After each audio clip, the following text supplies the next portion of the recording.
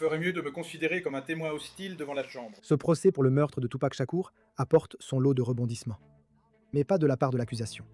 Plutôt d'un ancien membre présumé de gang qui a clairement fait savoir qu'il ne voulait pas être là. Je ne veux pas l'envoyer en prison. Bien sûr, même si on ne s'aime pas. Allant même jusqu'à s'adresser apparemment directement à l'accusé, Dwayne Keefe D. Davis. Parle à ton avocat, mec. Ce type est à côté de la plaque. Il semble qu'il ne veuille envoyer personne en prison. Nous allons analyser les moments les plus marquants de ce témoignage explosif, ainsi que le témoignage d'une personne que le camp de Keefe D. a apparemment suggéré comme étant peut-être responsable de ce qui est arrivé à Tupac. Bienvenue dans Sidebar, présenté par Law & Crime. Je suis Jesse Weber. Très bien, nous sommes de retour avec d'autres moments forts en direct de Las Vegas, Nevada. Nous poursuivons ainsi notre couverture du procès contre Dwayne Keefe D. Davis, la seule personne jamais inculpée pour le meurtre de Tupac Shakur, qui a été abattu à Las Vegas en 1996. Nous avons déjà analysé certains des moments clés qui se sont produits jusqu'à présent dans ce procès. Mais hier, après avoir enregistré notre épisode, il s'est passé quelque chose. Il s'est passé quelque chose que vous devez vraiment voir par vous-même, d'accord? Vous devez entendre, vous devez voir pour y croire. On peut dire que le témoignage le plus explosif jusqu'à présent est venu de cet homme, Mob James McDonald, un ancien membre du gang Mob Piru, qui a pris la parole à la barre. Et il a clairement fait comprendre, dès le départ, qu'il ne voulait pas être là, demandant au tribunal de le considérer comme un témoin hostile. Et à un moment donné, il s'est même apparemment adressé directement à Keefe D. Oui, et il se peut d'ailleurs que Keefe D ait eu quelques mots pour lui à la fin aussi. Nous y reviendrons. Il y a aussi le témoignage de Reggie Wright Jr. Nous attendions cela.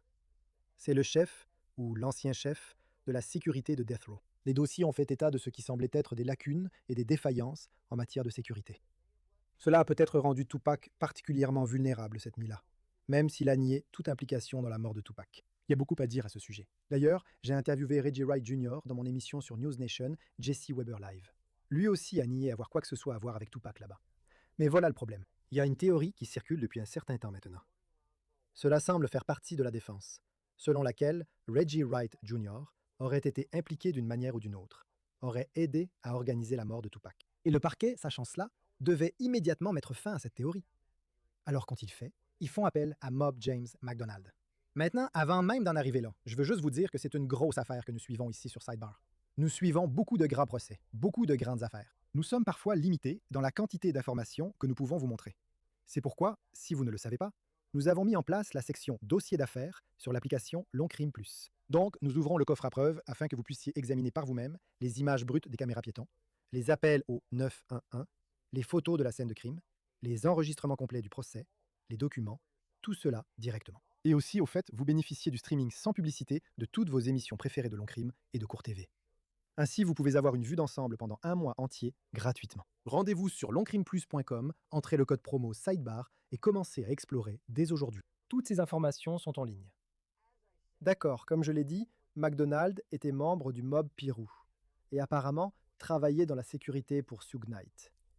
Il le connaissait depuis longtemps. Et lorsque le procureur lui a demandé directement si Wright Jr. était impliqué, il n'a pas hésité. Vous a-t-il semblé d'une quelconque manière que Reggie Wright Jr. coordonnait le meurtre de Tupac Shakur? Impossible. Je veux dire, et je dis ça parce que tu sais qu'il y a eu des théories du complot selon lesquelles Reggie Wright Jr. serait responsable du meurtre de Tupac.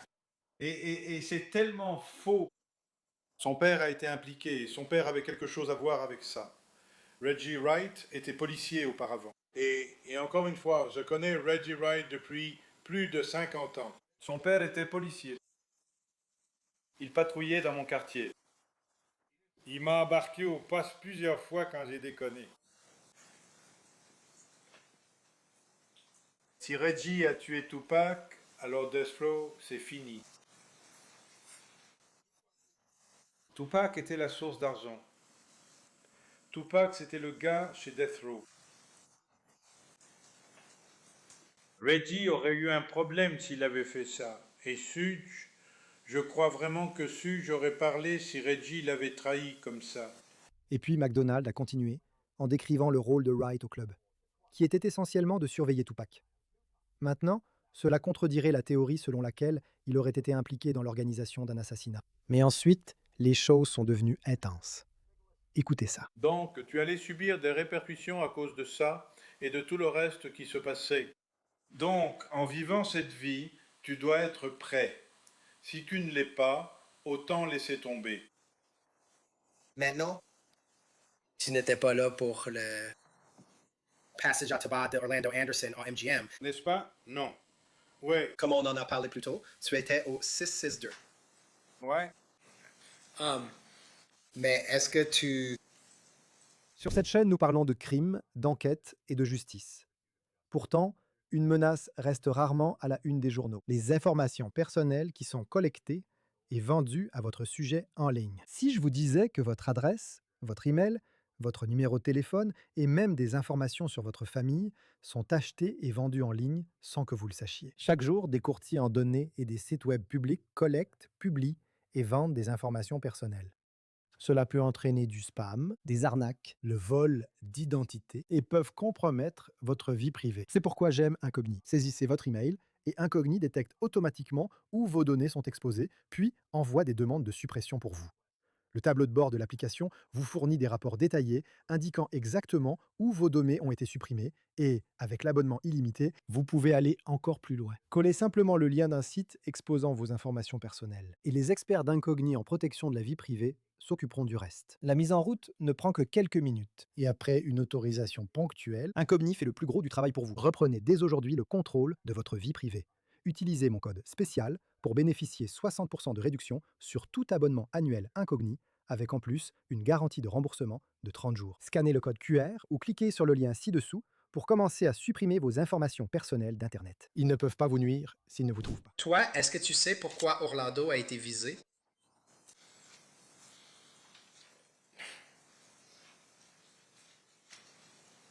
Je suis au courant de beaucoup de choses. Des choses qui se passaient.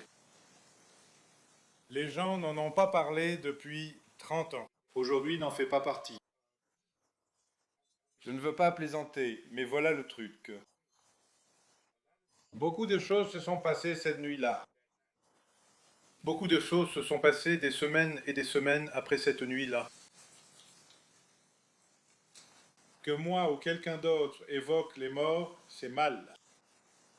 Beaucoup de gens ont été blessés à cause de cette situation en elle-même.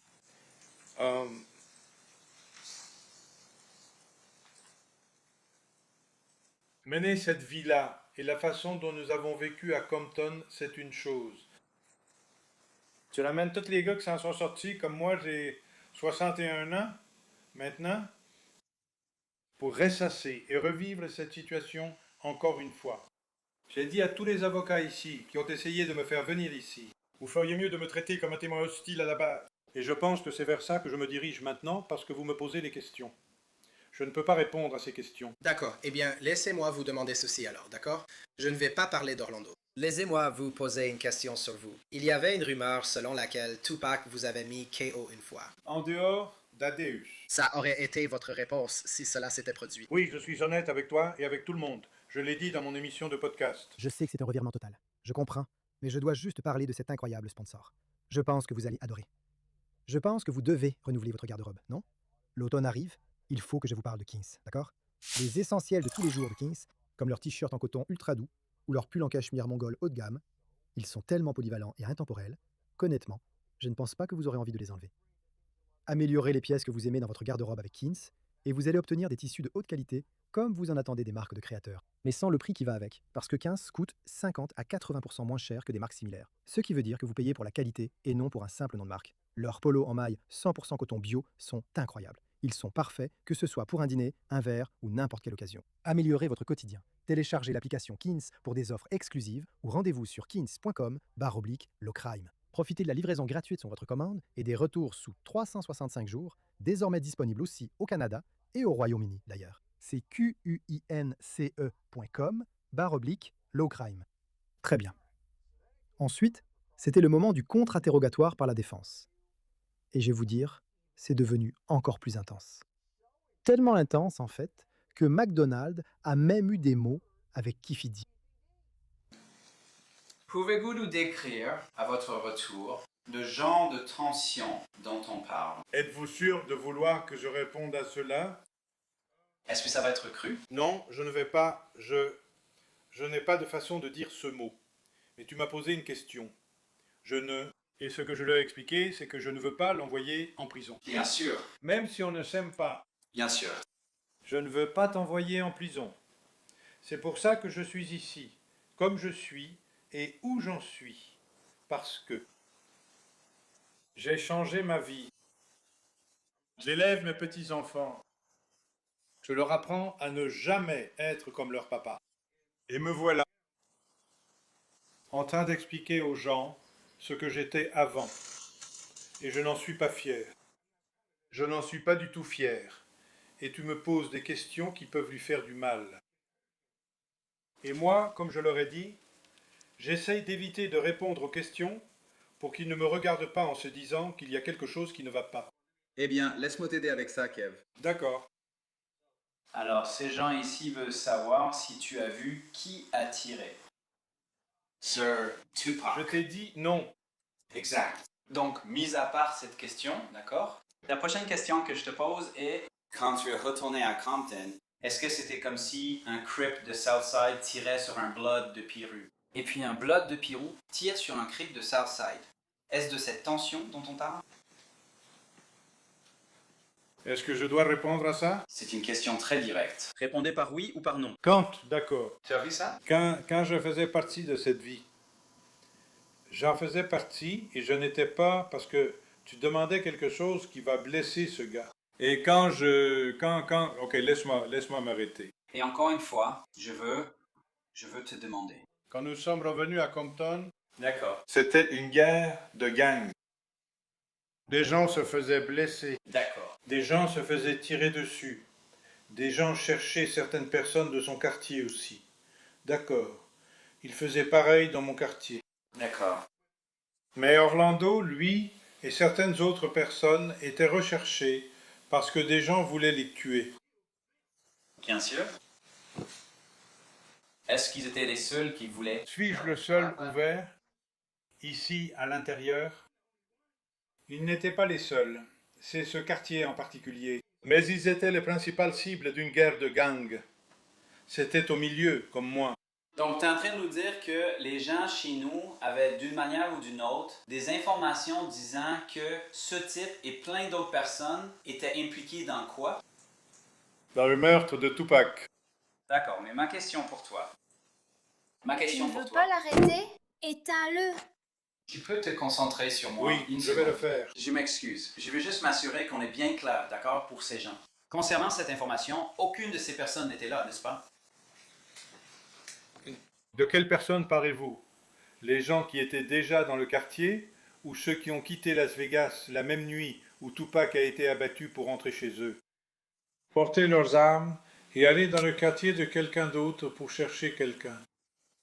Ils devaient rendre l'appareil. Donc, encore une fois, ma question pour vous est la suivante. Est-ce que les informations que je demande concernent les gens qui sont rentrés chez eux et vous dites qu'ils étaient témoins oculaires de cela? Comment des gens rentrés chez eux pourraient-ils être dehors alors que c'est quelque chose qui s'est passé à Vegas?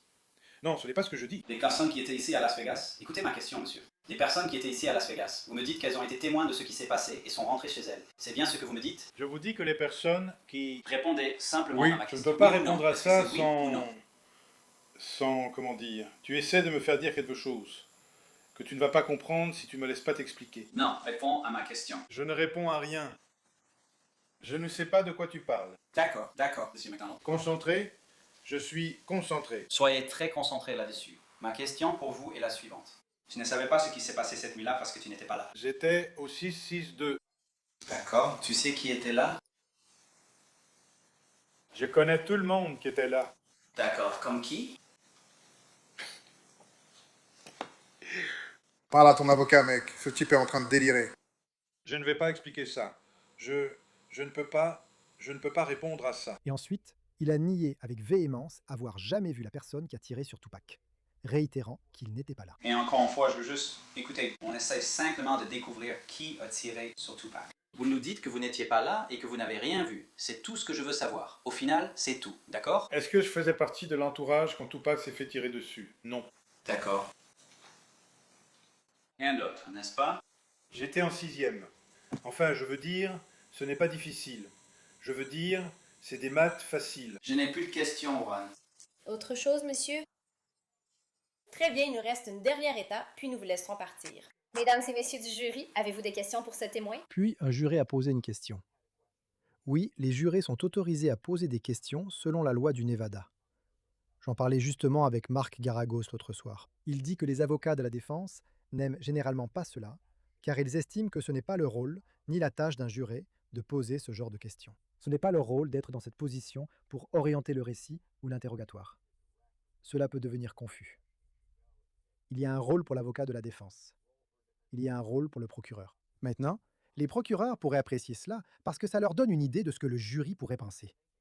Mais le fait est que les jurés peuvent poser des questions. Et vous allez voir quelle était cette question ici. Et après toute cette tension, toute cette agitation, il y a aussi eu ces mots d'adieu à la cour, Monsieur MacDonald. Très bien, j'ai une question pour vous de la part de l'un de nos jurés, si vous pouvez y répondre. Est-ce que Reggie Wright Jr. a donné pour instruction à la sécurité de ne pas porter d'armes à feu la nuit de la bagarre? Pour être honnête, je ne sais pas si Reggie Wright a dit à ses hommes ou aux policiers de ne pas avoir d'armes, et je ne sais pas pourquoi. Il ne nous l'a certainement pas dit, parce que nous avions les nôtres. Et c'est la pure vérité. D'accord. Y a-t-il des questions complémentaires à la suite de cette déclaration? Non, tu ne l'es pas. Défense. Je veux juste clarifier ce que les témoins ont dit. Vous nous dites que vous aviez des armes à feu cette nuit-là. Oui, Je veux juste savoir. Mais tu dois avoir ça. oui, nous en avions. D'accord, merci. D'accord. Tu vois, je sais que tu ne voulais pas être ici, mais merci d'être venu. D'accord, puis-je le dire? Je veux m'excuser auprès de tout le monde, mais je trouve ça plutôt drôle. Et honnêtement, ce que tu traverses, mon frère, c'est ce que tu traverses. Je ne voulais pas faire partie de ça, et je n'en fais pas partie. Donc, j'apprécie tout, et je m'excuse auprès de vous tous. D'accord, merci, monsieur McDonald. Vous êtes libre de partir. Donc, c'était MacDonald. Ensuite, l'accusation a appelé quelqu'un dont nous avons beaucoup parlé jusqu'à présent. Reggie Wright Jr., n'est-ce pas? L'ancien chef de la sécurité de Death Row Records. Il est un témoin important parce que son témoignage établit les protocoles, les tensions croissantes, mais surtout, apparemment ce qui pourrait être considéré comme une défaillance de la sécurité qui a laissé Tupac vulnérable cette nuit-là. Maintenant, Keefe D, dans le passé, a apparemment mis l'accent sur Wright Jr., cette théorie selon laquelle il aurait été impliqué ou aurait aidé à orchestrer l'assassinat de Tupac. Et une partie de cette théorie serait que Wright a délibérément laissé Tupac vulnérable. Mais le témoignage de Wright semble raconter une autre histoire. Car il semble affirmer que la sécurité avait en fait été renforcée avant la fusillade. Parce qu'après la sortie de la chanson Eat 'Em Up, les tensions étaient fortes et tout le monde pensait que la vie de Tupac était en danger. En tant que chef de Right Way Security qui était sous contrat avec Death Row Records, étiez-vous responsable de la sécurité de Tupac Shakur? Oui, monsieur. Comment avez-vous géré la sécurité de Tupac Shakur? Eh bien, j'avais deux gars qui étaient principalement toujours assignés à Tupac Shakur. L'un d'eux s'appelait Kevin Eki, qui était très souvent avec lui au début. Plus tard, vers la fin, un monsieur du nom de Frank Alexander était aussi celui qui travaillait avec lui. Et puis j'avais toujours d'autres gars en plus, comme Al Giddings, qui prenaient le relais auprès de lui quand ces gars-là n'étaient pas disponibles. Mais en général, il y avait toujours un agent de sécurité avec lui. Après la sortie de cette chanson en particulier, vers mai ou juin, nous sommes passés à 2 agents de sécurité. Vous avez mentionné qu'une chanson en particulier était sortie et que cela avait changé la façon dont vous gériez la sécurité de Tupac Shakur. De quelle chanson parlez-vous? Il y avait une chanson qui s'appelait Hit 'Em Up. Et est-ce qu'on peut dire que dans cette chanson, Tupac exprime de façon agressive son aversion pour les membres de Bad Boy Entertainment, ainsi que pour d'autres artistes? C'est ce que je dis. Et à la suite de cela, vous avez décidé de changer la sécurité pour Tupac ou de l'augmenter. Eh bien, j'ai participé à la discussion et j'ai finalement dû l'approuver. Mais je suis sûr que M. Knight et peut-être M. Shakur et peut-être l'agent de sécurité qui était principalement avec eux se fait tous d'accord pour dire qu'il avait probablement besoin d'un autre gars avec lui. Oui, il semble que Wright lui-même n'était pas avec Tupac cette nuit-là. Il a témoigné qu'il était allé en boîte au lieu d'aller au combat de Tyson. Donc, quand il a entendu parler de la fusillade, il dit qu'il a été pris au dépourvu. Eh bien, nous savons tous que le 7 septembre 1996, Tupac Shakur s'est fait tirer dessus, et M. Knight a au moins été effleuré à la tête par une balle. Vous avez appris ça? Oui, monsieur. Comment avez-vous appris ça? Deux messieurs, un groupe de trois. Son vrai nom était Alton McDonald et un monsieur du nom de Nick Von. Eh bien, son vrai nom est Roger Wells, mais son surnom est Nick Von. Ils sont entrés dans le club et sont venus directement vers moi. Et il a dit Reggie, Suge et Pac viennent de se faire tirer dessus au bout de la rue. Je pensais qu'ils se moquaient de moi parce qu'ils disaient oui Reggie, tu sais, parce que j'étais pas avec eux. Mais ensuite, M. Gleason se tenait près de moi. Je suppose qu'il a parlé à certains des agents qui étaient postés devant. Et il m'a en quelque sorte confirmé que quelque chose s'était passé. Et puis à ce moment-là, j'ai vu environ 4 ou 5 autres unités qui travaillaient au club. Ils ont commencé à se diriger dans cette direction. Maintenant, nous avons cette fameuse image de vidéosurveillance du MGM que nous avons déjà diffusée, n'est-ce pas? Elle semble montrer Tupac, Suge et d'autres en train d'attaquer prétendument Orlando Anderson. Rappelez-vous, ce serait le mobile pour lequel tout cela s'est produit. Qu'Anderson, le neveu de Keffi D, était contrarié par cela et s'est vengé de Tupac. Keffi D a dit que son neveu avait été humilié. Donc, encore une fois, c'est ce qui aurait déclenché la fusillade. Mais lorsque la bagarre a été évoquée lors de l'audience concernant la probation de Suge, Anderson aurait apparemment témoigné que Suge essayait d'arrêter la bagarre. Et selon Wright, Anderson a été payé une grosse somme d'argent pour soi-disant mentir sous serment. Est-il juste de dire que M. Knight était en probation au moment de l'agression au MGM Grand? C'est exact. Pouvez-vous nous dire qui sont les personnes impliquées dans cette affaire? Ce monsieur là-bas en blanc, c'est Budry, Alton McDonald. Il semble qu'il y ait quelqu'un avec une chemise dorée. Qui était-ce? Cela semblait être monsieur Shakur. Eh bien, c'est M. Knight. Et ensuite, c'est M. Williams. Et ensuite, donc vous voyez M. Williams, M. Knight, M. Core. Sont les personnes que vous pouvez identifier dans cette partie des vidéos, d'accord? C'est exact, monsieur. Puis après que vous soyez revenu de Las Vegas, de retour dans la région du sud de la Californie, est-ce que M. Knight a eu un problème juridique à la suite de sa participation présumée à cette agression? C'est exact, monsieur. Pouvez-vous nous expliquer cela? Ils se sont déjà rencontrés. Au départ, ils se sont déjà rencontrés. Ils ont dit que c'était pour une trentaine de tests qu'il avait fait avec son agent de probation. Mais alors qu'il était encore en détention, ils ont ensuite ajouté l'accusation selon laquelle il avait enfreint les conditions de sa probation pour avoir agressé M. Anderson. Il est sous probation. Il apparaît sur la vidéo. Du moins, il semble participer au passage à tabac de M. Anderson.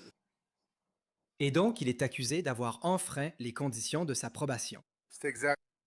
Monsieur, et avez-vous participé à la préparation pour l'audience de M. Knight concernant la violation de sa probation? Avec son avocat, M. Kinner, j'ai assisté à plusieurs réunions. Oui. Et ensuite, êtes-vous au courant d'une réunion avec M. Anderson? C'est exact. Pouvez-vous nous en parler? Nous l'avons donc rencontré dans le bureau de son avocat, M.E.D. Fall. C'était à Seal Beach, je crois, où se trouvait son bureau. Et nous l'avons rencontré. Les avocats avaient un accord selon lequel, je suppose, ils allaient conclure un arrangement ou quelque chose pour... Et M. Anderson devait venir témoigner en faveur de M. Knight, où je crois que le règlement était d'environ 60 000 $ parce que des gens de Death Row l'avaient agressé. Et certains diraient que c'était parce qu'il venait témoigner en faveur de M. Knight. D'accord. Donc, pour être clair, avant l'audience de révocation de M. Knight, il y a eu une réunion avec Orlando Anderson, la personne qui a été frappée dans cette vidéo. C'est bien ça? C'est exact. Et puis, il y a eu un accord selon lequel 60 000 $ devaient passer de Suge Knight, de Death Row ou de quelqu'un de ce camp à M. Anderson. C'est bien ça? C'est exact, mais cela a été conclu entre les avocats. M. Kanner qui était également présent, et M. Fall. D'accord. Je ne dis pas que c'est vous qui avez fait cela. Je dis simplement que vous étiez présent à la réunion. Moi-même et Norris Anderson, qui était le directeur général de l'entreprise à l'époque. D'accord. Et ensuite? Lors de cette audience de probation, est-il juste de dire que M. Anderson a déclaré que M. Knight essayait simplement d'arrêter la bagarre et ne participait pas du tout à la bagarre? C'était son témoignage, oui. Et cela, c'était après qu'il ait reçu les 60 000 $. À ce moment-là, je sais pas. Il faudra qu'il y ait un C'était- accord pour cela. Pour les Mais il y avait 60 déjà un 000 accord en dollars. place. Et puis, est-ce qu'on peut dire que le juge a ignoré le témoignage de M. Anderson et a révoqué la libération conditionnelle de M. Knight? Seconde. Eh bien, est-ce que le juge a cru le témoignage de M. Anderson? Donc, M. Knight a ensuite été sanctionné pour avoir violé sa probation et a écopé d'une peine de 9 ans. Écoutez, même s'il y a eu des arguments selon lesquels les médias auraient peut-être trop stimulé ou trop exagéré cette rivalité entre la côte Est et la côte Ouest, il semble que les tensions entre les maisons de disques rivales et les gangs opposés étaient à leur comble dans les années 90. La sécurité et la protection sont apparemment devenues des priorités absolues. Mais coup du sort, l'un des gardes du corps s'est absenté du travail la nuit où Tupac a été abattu et tué. Regardez. Et vous aviez mentionné plus tôt que après la sortie de la chanson Hit 'em Up, c'était probablement 3 ou 4 mois avant cela. Oui. Vous aviez assigné 2 agents de sécurité à M. Shakur. C'est exact. Alors, où est l'autre? Eh bien, c'était M. Hack, Kevin Hickey. Il était aussi censé être là et faire le trajet. Et je pensais vraiment qu'il viendrait avec lui parce que d'habitude, c'était le cas. Avec lui, vous savez, lui et M. Styles. Et il décidait un peu qui serait avec M. Shakur. Et pour une raison quelconque, il n'est pas venu. Il me dit maintenant qu'il a eu une arrestation tardive et qu'il est resté coincé à l'hôpital toute la journée à gérer une arrestation. Alors, le soir du combat arrive. Où êtes-vous? Est-ce que vous allez au combat? Je suis allé sur le parking du combat. J'ai vu que c'était un peu bidon, une mise en scène. C'était le bazar pour entrer, mais j'ai aussi reçu un appel de M. Giddings, Al Giddings, qui était mon superviseur au club. Et ils avaient quelques problèmes logistiques, quelques soucis là-bas. Et j'ai choisi d'y aller et remettre les noms au club là. Et quand est venu le temps du contre-interrogatoire, la défense a fait remarquer qu'il n'y avait pas que leurs clients qui pouvaient potentiellement tirer profit de parler de l'affaire. Et Wright, alors? Sur votre chaîne YouTube, vous avez un peu parlé de moi, par exemple, n'est-ce pas? C'est exact. Et vous avez aussi parlé de moi. Oui, donc en ce qui concerne votre podcast ou votre chaîne YouTube, et encore une fois, je ne pense pas que c'était quelque chose de péjoratif. C'était plutôt du genre, vous n'avez jamais plaidé une affaire criminelle, ou, je crois, avocat façon Hollywood. Je crois que vous aviez dit quelque chose comme ça. N'est-ce pas? Eh bien oui, j'ai fait une dizaine d'interviews au cours des 2 derniers mois, donc il se peut que j'ai dit quelque chose comme ça. C'est tout à fait juste, c'est plutôt bien. À un moment donné, vous avez même expliqué à qui pouvait vraiment gagner de l'argent en faisant des vidéos sur YouTube. Vous vous souvenez de ça? Ça s'est pas vraiment passé comme ça, mais j'ai quand même transmis son numéro à quelques chaînes YouTube après qu'on ait eu cette discussion sur le fait de faire quelque chose sur ma chaîne. Mais j'ai refusé de le payer. Et je ne vais pas donner de l'argent à quelqu'un que je crois être le tueur de Tupac. Bien sûr. Vous avez eu un entretien avec un M. Mogg. Vous vous souvenez de cela? Détective Mulligan, oui monsieur. Et la question a été posée par le détective Mogg. Donc, combien êtes-vous payé pour vos interviews? Et vous avez répondu, je reçois environ 2500, 3000 par émission. Vous vous souvenez de cela? C'est exact, donc il se peut que j'aie dit ça. Vous pouvez gagner entre 8 000 et 10 000 dollars grâce à moi. Et vous venez de me donner 2500, 3000. Vous vous souvenez avoir dit cela au détective Law? Je suis sûr, c'est en quelque sorte exact, c'est exact. Je suis sûr de l'avoir dit. Donc vous voyez la défense essayer d'avancer cet argument selon lequel la crédibilité de Wright devrait être remise en question. Pourquoi ne protégeait-il pas Soug, qui avait beaucoup à perdre s'il violait sa probation en se retrouvant dans une altercation? Rappelez-vous, il était apparemment le chef de la sécurité de Soug. Et la défense est même allée jusqu'à suggérer que l'absence de Wright n'était peut-être pas accidentelle. Donc, Suge Knight est à Las Vegas et tu étais avec lui chaque jour. Et en septembre 1996, il s'est retrouvé impliqué dans cette bagarre et avant que tu t'en rendes compte, il partait en prison, n'est-ce pas? Je suis désolé. Pourquoi, laisse-moi te demander ça, pourquoi Chuck est-il allé en prison? Il a violé sa probation. D'accord, donc tu savais bien sûr qu'il était en probation, n'est-ce pas? Avant que tu gardes Pendant la tout le dernière temps où chose. j'étais avec lui. Tu l'as fait? Depuis 1994, oui. Ouais. Et donc tu savais que la personne numéro 1 de Death Row Records, la personne principale dont tu avais la charge, Pouvait potentiellement aller en prison s'il se battait. par exemple, n'est-ce pas? C'est exact. Et cette nuit-là en particulier, tu n'étais pas là pour lui quand il était dans ce soi-disant combat, n'est-ce pas? J'étais présent avec M. Knight environ 70 à 80% de sa vie. Donc ça fait quand même 20% du temps où je n'étais pas avec lui. D'accord. En public, si tu veux dire ça, je veux dire en public. Parce que beaucoup de fois, il dormait avec quelqu'un d'autre et je n'étais pas avec lui. Donc, au moment le plus important de la vie de Suge Knight, alors qu'il avait besoin de ta protection, tu n'étais pas là pour lui. Malheureusement, non. C'est exact. Nous ne savons pas ce que le jury retient de tout cela, mais nous voyons assez clairement les arguments de l'accusation et de la défense à travers ces témoins. Ce procès, bien sûr, continue. Nous allons le couvrir autant que possible ici sur Sidebar. C'est ce que nous prévoyons de faire avec ces résumés quotidiens. Et Law & Crime sera là à chaque étape. De plus, nous diffusons ce procès en direct sur notre chaîne YouTube dédiée au procès. Vous pouvez aller y jeter un œil. Et comme je l'ai mentionné plus tôt, vous pouvez approfondir cette affaire, consulter les documents originaux, les éléments de preuve, ainsi que toutes les grandes affaires que nous couvrons sur l'application Law & Crime Plus dans la section Dossiers. C'est tout ce que nous avons pour vous pour l'instant ici sur Sidebar, tout le monde. Merci beaucoup de nous avoir rejoints. Comme toujours, abonnez-vous sur YouTube, Apple Podcasts, Spotify ou partout où vous écoutez vos podcasts. Et vous pouvez aussi nous retrouver sur Peacock de NBC. Merci beaucoup à tous. Je vous retrouve la prochaine fois.